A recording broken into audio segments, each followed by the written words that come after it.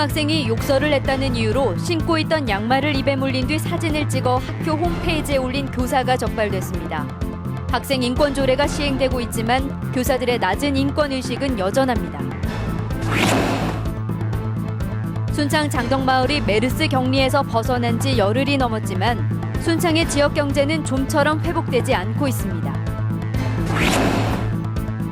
새만금이 한중 FTA 산업단지 추진 지역으로 지정되면서 개발의 기대가 높았지만 핵심 사업들은 여전히 부진합니다. 다른 사람의 명의를 도용해 이른바 대포폰 1000대를 만든 뒤 중고폰으로 시중에 유통시킨 일당이 붙잡혔습니다. 여러분 안녕하십니까? JTB 8시 뉴스입니다. 교사가 욕설을 했다는 이유로 초등학생에게 신고 있던 양말을 물게 하고 사진까지 찍었다면 믿겨지십니까?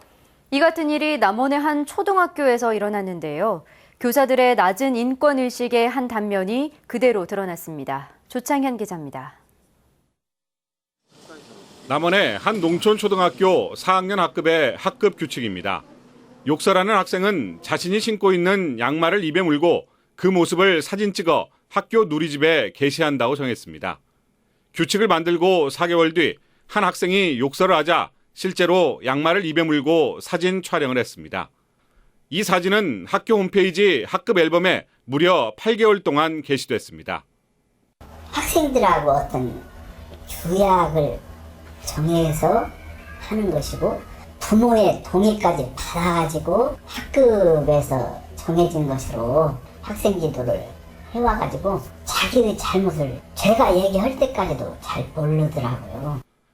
학생인권센터는 이 행위가 정신적 모욕감과 정서적 학대로까지 볼 수 있고 학생 인격권을 심각하게 침해한 것으로 판단했습니다. 전주의 한 사립고등학교에서는 교사가 뺨을 때리는 등 상습적으로 학생들을 체벌했습니다. 수업 중에 휴대전화를 사용했거나 졸았다는 게 이유였습니다. 한 학생이 자퇴를 했는데 자퇴 이유에는 교사의 체벌도 포함됐습니다.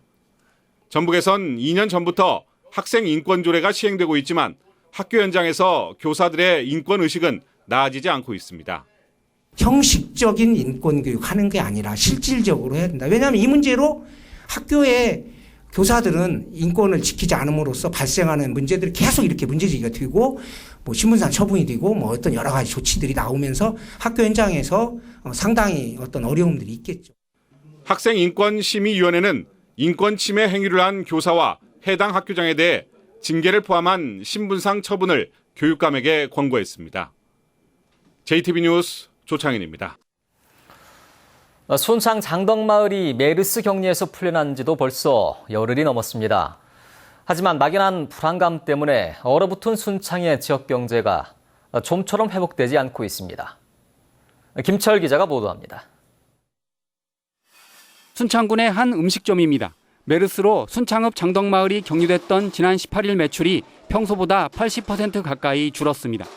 지난 19일 장덕마을의 격리가 해제된 뒤 매출이 조금씩 회복세를 보이고 있지만 평소보다 여전히 70% 가까이 줄었습니다. 조금 나아졌는데 너무 힘들어요. 아직까지는 외부 손님들이 하나도 안 오니까 힘들죠. 장사가 전혀 안 돼요. 메르스 때문에 피해가 많아요. 장사에 지장이 많고.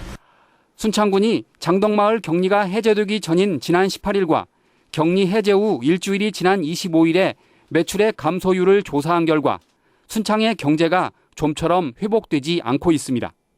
숙박업소 감소율은 지난 18일 90%에서 25일 85%를 보였고 음식점은 80%에서 70%, 재래시장은 70%에서 60%로 나타났습니다.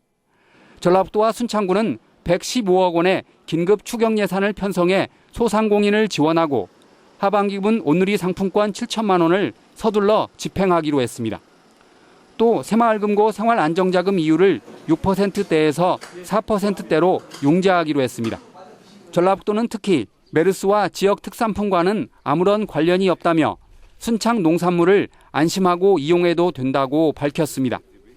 메르스하고 농산물은 아무런 관계가 없습니다. 따라서 소비자분들께서는 우리 순창 농산물을 많이 애용해 주셨으면 합니다. 순창 장덕마을의 격리 해제가 끝난 만큼 순창군의 지역 경제를 살리려는 노력이 시급해 보입니다. JTB 뉴스 김철우입니다. 전북의 메르스 관리 대상이 메르스 사태 이후 처음으로 20명 이하로 줄었습니다.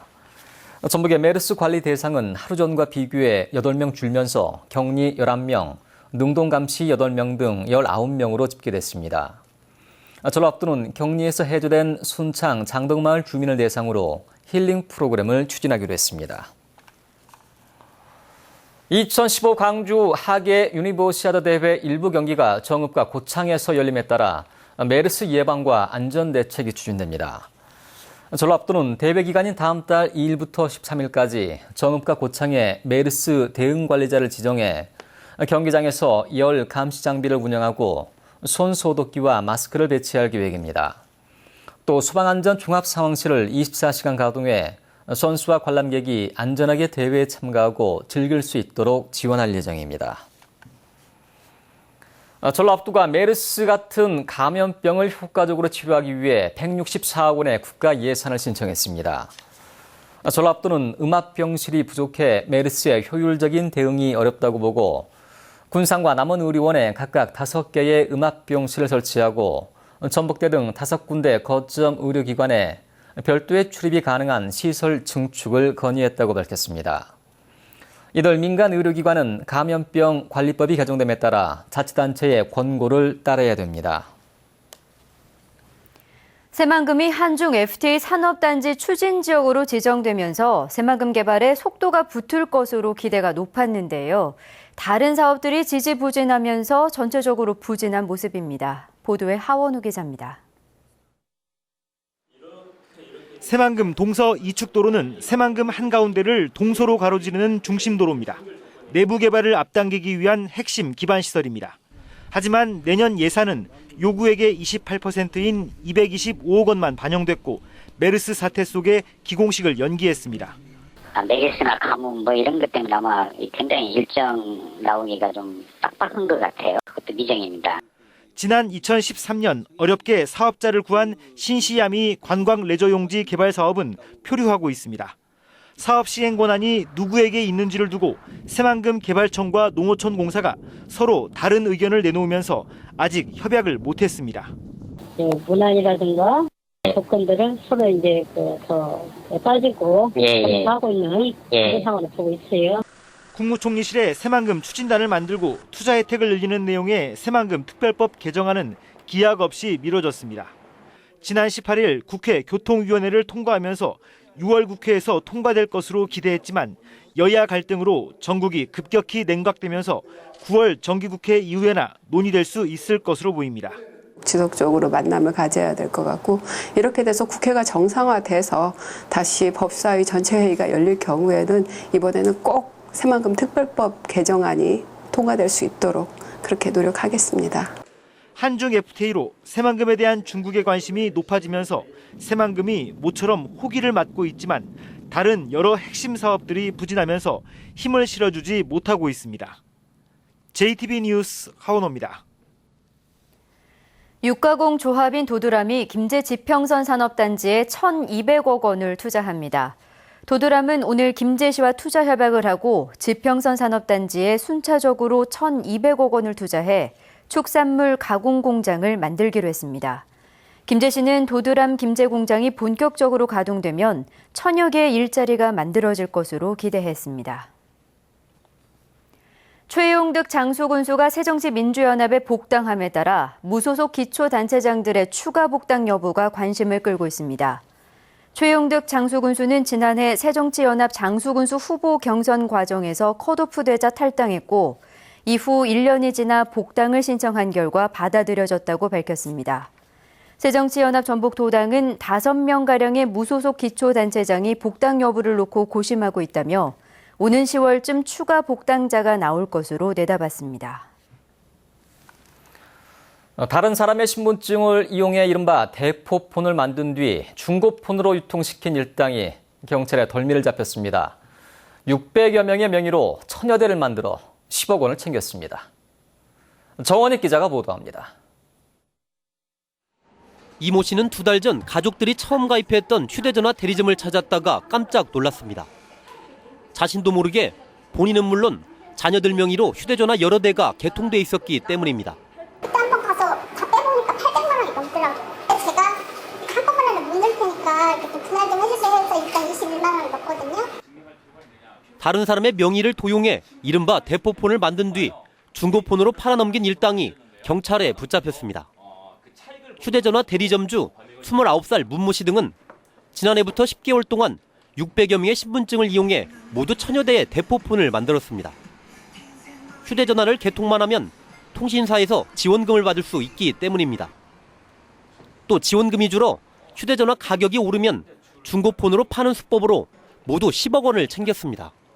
피해자들이 명의 도용을 당했다는 사실을 모르게 하기 위해서 요금 청구지라든가 혹은 요금 통장을 다른 곳으로 해놨습니다. 신분증은 다른 대리점 직원들에게 많게는 20만 원의 수수료를 주고 조직적으로 모았습니다. 이들은 신분증만 있으면 휴대전화를 개통할 수 있는 데다 많게는 개인당 4대까지 가능하다는 점을 노렸습니다. 경찰은 대리점주 문 씨 등 2명을 구속하고 신분증을 수집한 대리점 직원 29살 이모 씨 등 26명을 불구속 입건했습니다. JTB 뉴스 정원익입니다. 전주지방검찰청은 조합장 재직 시절 조합원에게 금품을 제공한 혐의로 지난해 전 농협조합장 60살 서모 씨를 불구속 기소했습니다. 서 씨는 지난해 8월 조합원 180명에게 시가 17,000원 상당의 멸치 세트 300여만 원어치를 택배로 보내는 등 금품을 제공한 혐의를 받고 있습니다.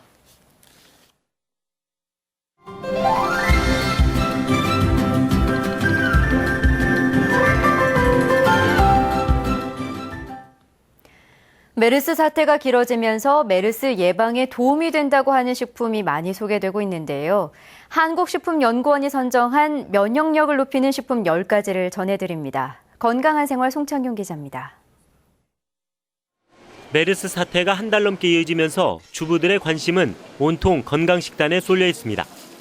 좀 더 몸에 좋은 음식을 마련하기 위해 부심을 거듭합니다.